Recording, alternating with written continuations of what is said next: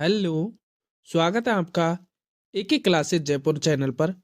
मेरा नाम है अजय कुमार। आज की क्लास में हम पॉलिटी का बहुत ही महत्वपूर्ण टॉपिक कवर करेंगे, संसदीय समितियां। इससे संबंधित अति महत्वपूर्ण प्रश्न कवर करेंगे जो आपके आने वाली सभी एग्जाम्स के लिए काफ़ी ज़्यादा इम्पोर्टेंट है। वीडियो को ध्यान से और लास्ट तक जरूर देखिएगा। यहाँ से क्वेश्चन एग्जाम में 100% पूछे जाएंगे। तो चलिए क्लास को स्टार्ट करते हैं। क्लास स्टार्ट करने से पहले अभी तक आपने हमारे चैनल को सब्सक्राइब नहीं किया है तो प्लीज़ सब्सक्राइब करके वीडियो को लाइक कर लें।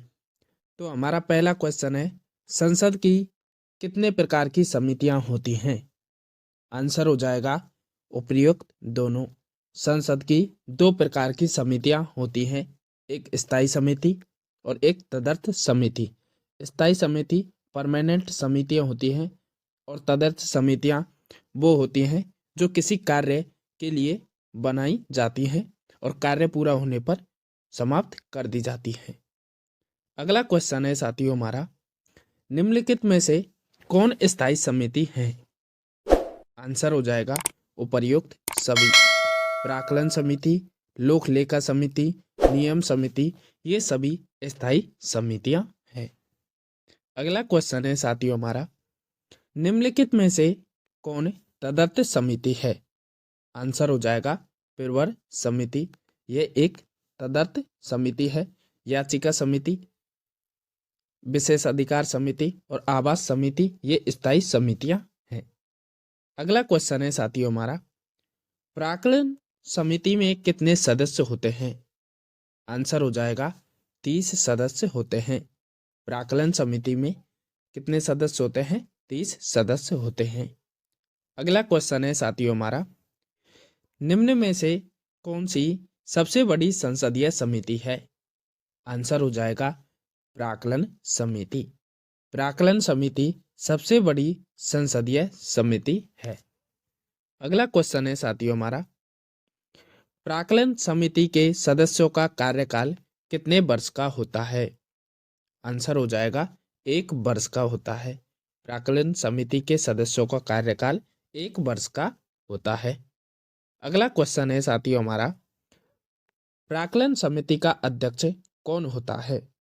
आंसर हो जाएगा लोकसभा के अध्यक्ष द्वारा मनोनीत किया जाता है प्राक्कलन समिति का अध्यक्ष। अगला क्वेश्चन है साथियों हमारा, निम्न में से प्राक्कलन समिति का क्या कार्य है?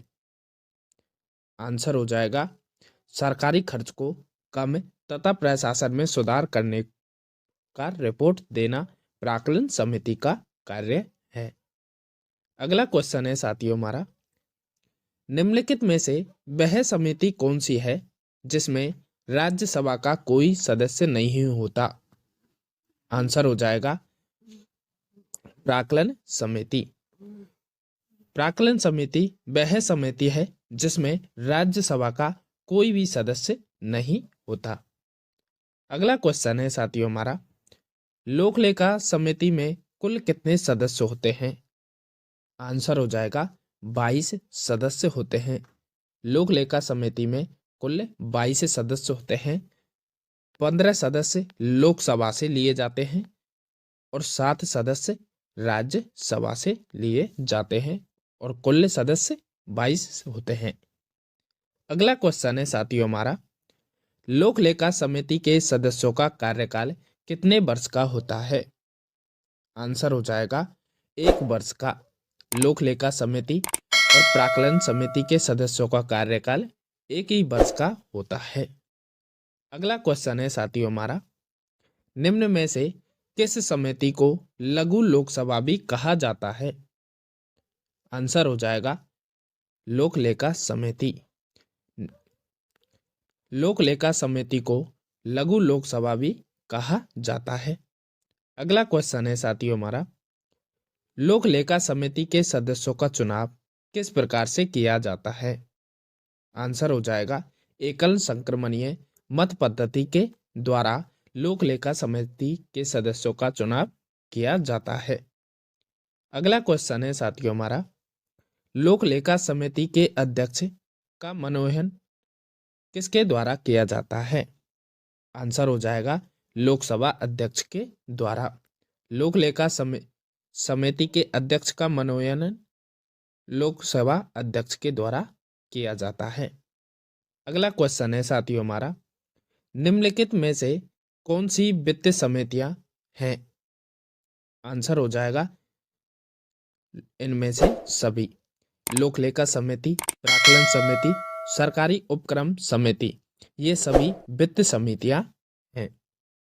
अगला क्वेश्चन है साथियों हमारा, भारत में संसदीय समिति में से निम्न में से कौन सी एक विभागीय व्यय और अनियमितताओं पर निगरानी रखने के लिए रखवाले कुत्ते का कार्य करती है?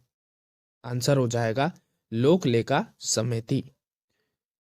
लोक लेखा समिति एक विभागीय व्यय और अनियमितताओं पर निगरानी रखने के लिए किस प्रकार के एक रखवाले कुत्ते का कार्य करती है? लोक लेखा समिति। अगला क्वेश्चन है साथियों हमारा, परंपरा के अनुसार निम्न में से किस समिति के अध्यक्ष पद पर विरोधी दल के संसद सदस्य को नियुक्त किया जाता है? आंसर हो जाएगा लोक लेखा समिति। लोक लेखा समिति के अध्यक्ष पद पर विरोधी दल के संसद सदस्य को नियुक्त किया जाता है। अगला क्वेश्चन है साथियों हमारा, लोक लेखा समिति अपने रिपोर्ट किसे प्रस्तुत करती है? आंसर हो जाएगा लोकसभा के अध्यक्ष को। लोक लेखा समिति अपनी रिपोर्ट लोकसभा के अध्यक्ष को प्रस्तुत करती है। अगला क्वेश्चन है साथियों हमारा, संसद की कौन सी समिति नियंत्रक और महालेखा परीक्षक की रिपोर्ट की समीक्षा करती है? आंसर हो जाएगा लोक लेखा समिति। लोक लेखा समिति संसद की लोक लेखा समिति नियंत्रक एवं महालेखा परीक्षक की रिपोर्ट की समीक्षा करती है।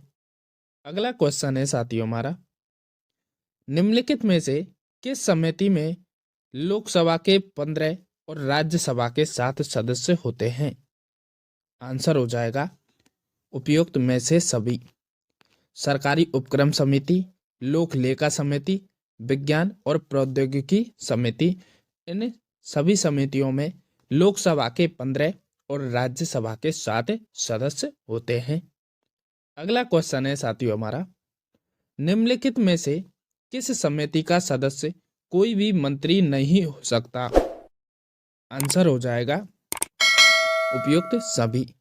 प्राक्कलन समिति, लोक लेखा समिति और सरकारी उपक्रम की जो समितियां होती हैं उनमें से उनका सदस्य कोई भी मंत्री नहीं हो सकता, मतलब कोई भी मंत्री उनका सदस्य नहीं होता इन समितियों का।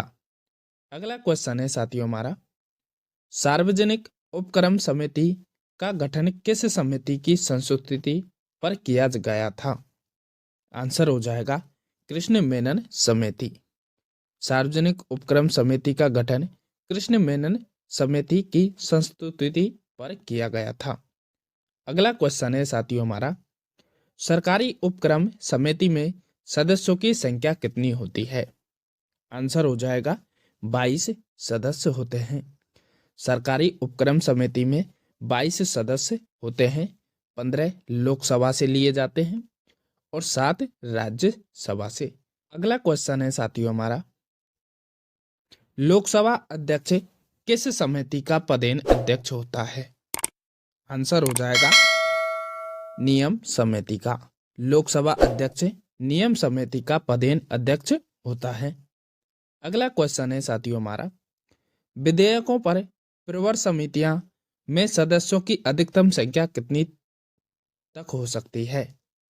आंसर हो जाएगा कोई निश्चित नहीं। विधेयकों पर प्रवर समितियों में सदस्यों की अधिकतम संख्या है वो कितनी भी हो सकती है, कोई भी निश्चित नहीं है। अगला क्वेश्चन है साथियों हमारा, अनुसूचित जाति और जनजातियों के कल्याण संबंधी समिति में लोकसभा एवं राज्यसभा में क्रमशः कितने सदस्य होते हैं? आंसर हो जाएगा लोकसभा में 20 सदस्य और राज्यसभा में 10 सदस्य होते हैं। ऑप्शन नंबर बी इसका करेक्ट हो जाएगा। और टोटल पूछे तो कितने होते हैं? 30 सदस्य होते हैं लोकसभा एवं राज्यसभा में से। अगला क्वेश्चन है साथियों हमारा, संयुक्त संसदीय समिति में कितने सदस्य होते हैं? आंसर हो जाएगा 45। संयुक्त संसदीय समिति में 45 सदस्य होते हैं। अगला क्वेश्चन है साथियों हमारा, ग्रंथालय समिति में कितने सदस्य होते हैं? आंसर हो जाएगा 9 सदस्य होते हैं। ग्रंथालय समिति में 9 सदस्य होते हैं। नेक्स्ट क्वेश्चन है हमारा साथियों, कार्य मंत्रणा समिति में सदस्यों की संख्या कितनी होती है? आंसर हो जाएगा 15। कार्य मंत्रणा समिति में सदस्यों की संख्या 15 होती है। अगला क्वेश्चन है साथियों हमारा, किस संसदीय समिति को प्राक्कलन समिति की जुड़वा बहन कहा जाता है? आंसर हो जाएगा लोक लेखा समिति। लोक लेखा समिति को प्राक्कलन समिति की जुड़वा बहन कहा जाता है। नेक्स्ट क्वेश्चन है, इस क्वेश्चन का आंसर आपको कमेंट करना है। निम्नलिखित में से वह समिति कौन सी है जिसमें राज्यसभा का कोई सदस्य नहीं होता? इस क्वेश्चन का आंसर आपको कमेंट करना है। आई होप, आशा करता हूं साथियों यह वीडियो आपको पसंद आया होगा। वीडियो पसंद आया है तो वीडियो को लाइक करें और चैनल पर नए हो तो चैनल को सब्सक्राइब करें। थैंक यू वीडियो पूरा देखने के लिए।